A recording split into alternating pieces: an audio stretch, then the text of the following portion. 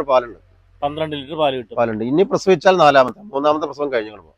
Jersey അല്ലേ ഇത്? ജേഴ്സിയിൽ ഓളോ black എന്ന് പറയും. ഇത് ഏകദേശം ഒരു 40 മേലെ. 40 മേലെ.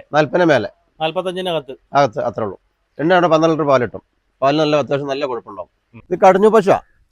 സ്കീമിന് പറ്റിയ ആവശ്യങ്ങൾക്ക് നടക്കും. കടിഞ്ഞൂൽ ജേഴ്സി. കടിഞ്ഞൂൽ ജേഴ്സിയിൽ HF ചെറിയ ക്രോസ്. ജേഴ്സിയാ കൂടുതൽ. ജേഴ്സി കൂടുതൽ, HF കുറവ്.